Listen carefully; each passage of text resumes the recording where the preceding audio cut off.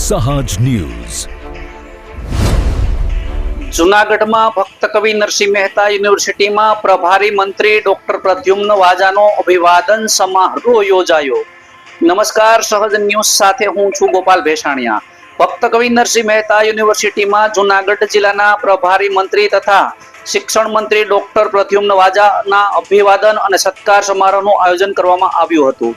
યુનિવર્સિટીના કુલપતિ professor doctor Pratapsinhji ચૌહાણે શાલ, સ્મૃતિ ચિહ્ન, પુષ્પગુચ્છ, સૂતરની આંટી અને ખાદીનો રૂમાલ અર્પણ કરી તેમનું સ્વાગત કર્યું હતું. કાર્યક્રમનો પ્રારંભ દીપ પ્રાગટ્યથી કરવામાં આવ્યો હતો. ત્યારબાદ શિક્ષણ મંત્રી ડોક્ટર પ્રદ્યુમ્ન વાજાએ અનુસ્નાતક વિદ્યાર્થીઓ સાથે સંવાદ સાધી શિક્ષણ સંશોધન અને વ્યક્તિત્વ નિર્માણ અંગે માર્ગદર્શન આપ્યું હતું. મંત્રીશ્રીએ જણાવ્યું હતું કે ગિરનારના કુદરતી વાતાવરણ વચ્ચે આવેલી ભક્ત કવિ નરસિંહ મહેતા યુનિવર્સિટી વિદ્યાર્થીઓ માટે ગુણવત્તાયુક્ત શિક્ષણ અને સંશોધનની ઉત્તમ તક પૂરી પાડી રહી છે. યુનિવર્સિટીમાં લગભગ 700 સંશોધન વિદ્યાર્થીઓ પીએચડી અભ્યાસ કરી રહ્યા છે. તેમણે વાઇલ્ડ લાઇફ ક્ષેત્રે કાર્યરત સેન્ટર ઓફ એક્સેલન્સર દ્વારા પણ વિદ્યાર્થીઓને નવી તકો મળી રહી છે.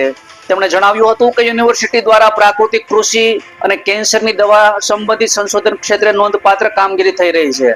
વર્ષ 2015માં સ્થાપિત થયેલી યુનિવર્સિટીએ ટૂંકા સમયમાં યુજીસીની માન્યતા પ્રાપ્ત થવી એક ગૌરવની બાબત છે. વિકસિત ભારત 2047ના સંકલ્પનો સાકાર કરવા શિક્ષણ સૌથી મહત્વપૂર્ણ પાયો હોવાનું તેમણે જણાવ્યું હતું. વિદ્યાર્થીઓને સંબોધનમાં મંત્રીએ કહ્યું કે માત્ર સફળતા પૂરતી નથી, પરંતુ સફળતા સાથે માનવતા પણ એટલી જ જરૂરી છે.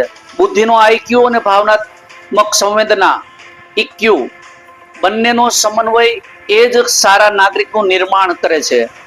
કાર્યક્રમની શરૂઆતમાં કુલપતિ પ્રોફેસર ડોક્ટર ચૌહાણે યુનિવર્સિટીની શૈક્ષણિક સિદ્ધિઓ, નવા ભવન સંશોધનની પ્રવૃત્તિઓ તેમજ ભાવિ જરૂરિયાતો અંગે માહિતી આપી હતી. કાર્યક્રમના અંતે કુલ સચિવ આરજી પરમારે આભાર વિધિ વ્યક્ત કરી હતી, જ્યારે સંચાલનનો ડોક્ટર ઋષિરાજ ઉપાધ્યાય કર્યું હતું. સમારોહ બાદ મંત્રીશ્રી તથા મહાનુભાવોએ યુનિવર્સિટી પરિસરમાં વૃક્ષારોપણ કર્યું હતું અને બાદમાં ફેકલ્ટી અભ્યાસો, એક્ઝિક્યુટિવ કાઉન્સિલના સભ્યો, વિદ્યાર્થીઓ, શિક્ષણ પ્રેમીઓ અને યુનિવર્સિટીનો સ્ટાફ મોટી સંખ્યામાં ઉપસ્થિત રહ્યા હતા. રિપોર્ટર મુકેશ ભેસાણીયા, સહજ ન્યૂઝ, જૂનાગઢ.